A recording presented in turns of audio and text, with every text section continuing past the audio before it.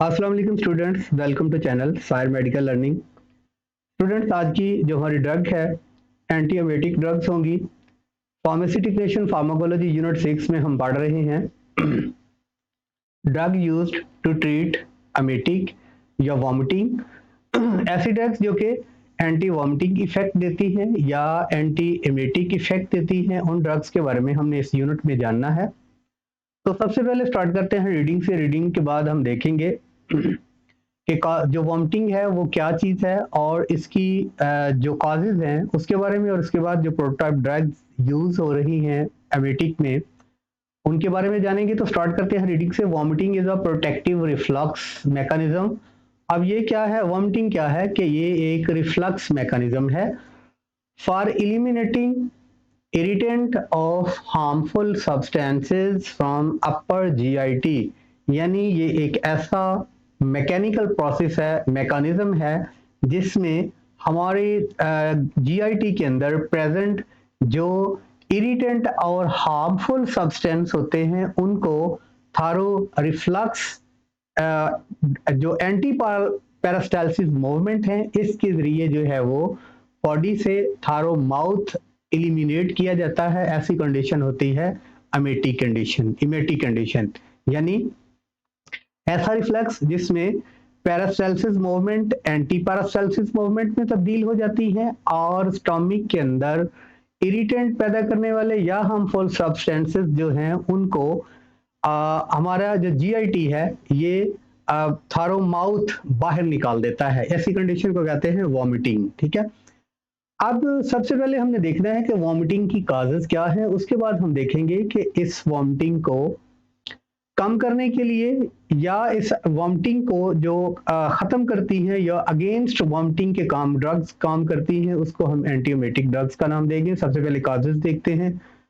Pregnancy के condition के अंदर वॉमिटिंग काज हो सकती है। अगर कोई पार्टिकल पेशेंट फीमेल प्रेग्नेंट है तो प्रेगनेंसी में वॉमिटिंग आ जाती है। दूसरे नंबर पे वॉमिटिंग आ सकती है मोशन सिकनेस की वजह से।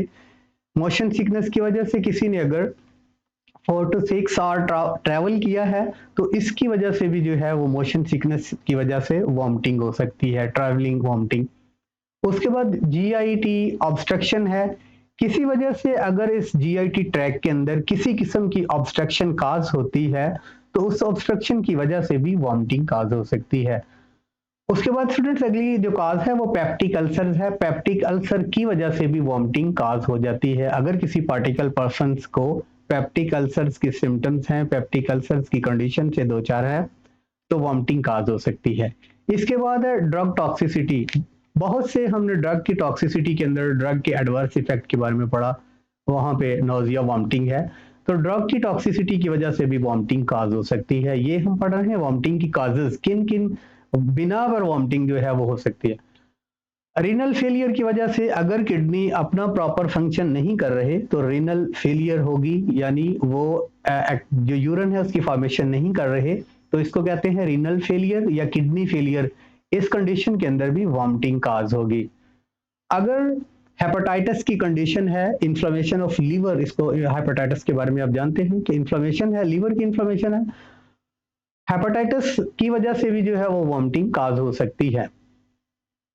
उसके बाद हम देखते हैं प्रोटोटाइप ड्रग्स जो यूज होती हैं वॉमिटिंग के लिए, उनके नाम हम देखते हैं। अब स्टूडेंट्स यहाँ पे उन प्रोटोटाइप ड्रग्स के नाम हैं जो कि एंटी अमेटिक इस्तेमाल हो रही हैं। सबसे पहले हैं D2 receptor antagonist. D2 receptors को ब्लॉक करने वाले जो एजेंट्स हैं या जो ड्रग्स D2 रिसेप्टर्स को ब्लॉक करती हैं वो एंटी अमेटिक ड्रग्स हैं। उनमें मेटोक्लोप्रामाइड है या डोमपेरिडोन है। ये दो ड्रग्स हैं जो कि D2 रिसेप्टर्स के एंटागोनिस्ट हैं। ये एंटी अमेटिक ड्रग्स इस्तेमाल होती हैं। उसके बाद कुछ सिडेटिव या हिप्नोटिक ड्रग्स भी एंटी एमेटिक इफेक्ट देती हैं। उसमें बार्बिटूरेट्स हैं या बेंजोडाइजापीन्स है। ठीक है, उसके बाद अगली क्लासिफिकेशन जो इन ड्रग्स की है वो एंटी मस्करेनिक ड्रग्स हैं। स्कोपोलामाइन ड्रग्स इसकी एग्जांपल है जो कि एंटी मस्करेनिक एजेंट्स है, ये भी एंटी एमेटिक इफेक्ट देती है। उसके बाद और जो क्लासिफिकेशन के अकॉर्डिंगली ड्रग्स है वो है हिस्टामिनिक H1 रिसेप्टर एंटागोनिस्ट, यानी हिस्टामिनिक H1 रिसेप्टर्स को ब्लॉक करने वाली जो ड्रग्स हैं उनमें मिक्लिजीन्स है और डायमंड हाइड्रेट्स हैं। ये ड्रग्स भी एंटी इमेटिक इफेक्ट शो करती हैं। अब स्टूडेंट सामने एंटीएमेटिक ड्रग्स फर्स्ट कैटेगरी है। इसका इस्तेमाल जो है वो इसका मैकेनिज्म ऑफ एक्शन जान देते हैं, थेरेपेटिक यूजेस और एडवर्स इफेक्ट के बारे में जान देते हैं। सबसे पहले जो हमारी ड्रग्स थी D2 रिसेप्टर एंटागोनिस्ट है। D2 रिसेप्टर्स को ब्लॉक करके जो इमिटिंग कॉज हो रही थी उसको रिमूव करने में अपना किरदार अदा करती है। अब मेटोक्लोप्रामाइड D2 रिसेप्टर्स एंटागोनिस्ट है, यानी ये D2 रिसेप्टर्स के एंटागोनिस्ट काम करेगी। इसका मतलब D2 रिसेप्टर्स को ब्लॉक करेगी। अब इसका मैकेनिज्म ऑफ एक्शन देखते हैं कि metoclopramide centrally block dopamine D2 receptor in CTZ। अब स्टूडेंट्स ये जो मेटोक्लोप्रामाइड है ये ब्रेन के अंदर जो है डोपामाइन D2 रिसेप्टर्स को ब्लॉक करती है। कहाँ पे? CTZ। ये CTZ स्टूडेंट्स है camo receptor trigger zone, camo receptor trigger zone, उस एरिया के अंदर ये D2 रिसेप्टर्स को जाके ब्लॉक करती है, जिसकी वजह से जो सिग्नल इमिटिंग के मिल रहे थे वो ब्लॉक होंगे, जिसकी वजह से इमिटिंग नहीं होगी, वॉमिटिंग नहीं होगी। It also enhance action of acetylcholine. अब एक तो ये CTZ के अंदर जाके ये कैमो रिसेप्टर ट्रिगर जोन के अंदर जाके D2 रिसेप्टर्स को ब्लॉक करेगी। दूसरे नंबर पे ये क्या करेगी कि also enhance action of acetylcholine. अब स्मॉल इंटेस्टाइन के अब इंटेस्टाइनल मूवमेंट के दौरान स्टाइलकोलिन का रोल ये है कि ये इंटेस्टाइनल मूवमेंट को ज्यादा करते हैं, ठीक है, पेरिस्टालसिस मूवमेंट को दुरुस्त समत में लेकर जाते हैं। इसके एक्शन को इनहांस करेगी ताकि पेरिस्टालसिस जो मूवमेंट उल्ट है वो पेरिस्टालसिस मूवमेंट जो है वो एसोफेगस से स्टोमिक और स्मॉल इंटेस्टाइन और लार्ज इंटेस्टाइन की तरफ मूव करें। कहाँ पे? At muscarinic nerve ending in gut. Gut के अंदर जो मस्करेनिक नर्व एंडिंग है वहां पे स्टाइलकोलिन की जो कॉन्सेंट्रेशन है उसको इनहांस करेंगी। उसका मैकेनिज्म, उसका जो एक्शन होगा स्टाइलकोलिन का वो यही होगा कि वहां पे वो पेरिस्टालसिस मूवमेंट को ज्यादा करेंगी, जिसकी वजह से खुराक जो रिफ्लक्स हो रही थी अब वो स्मॉल इंटेस्टाइन और लार्ज इंटेस्टाइन की तरफ मूव करेगी, ठीक है। इसका मकसद ये था कि जो रिफ्लक्स है उसको रोका जाए।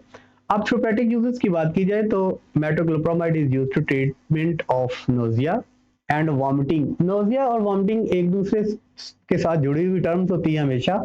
नोजिया बिफोर वॉमिटिंग कंडीशन होती है जिसमें अबकाइयां आती हैं, मुंह से पानी निकलता है और ऐसा फील होता है अब वॉमिटिंग होने लगी है, वो नोजिया की कंडीशन होती है। और वॉमिटिंग वो है जिसके अंदर जो है वो जो कंटेंट्स हैं, फूड कंटेंट्स हैं वो थारो माउथ बाहर आ जाते हैं, ये कंडीशन जो है ये वॉमिटिंग की कंडीशन होती है। अब एसोसिएटेड विद GI डिसऑर्डर, ठीक है।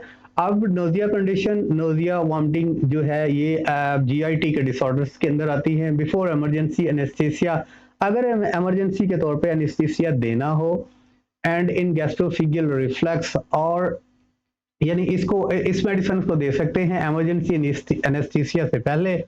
किस मकसद के लिए? गैस्ट्रोएसोफेगल रिफ्लक्स को रोकने के लिए हम इसको इमरजेंसी एनेस्थेटिक ड्रग्स के साथ भी इस्तेमाल करवा सकते हैं।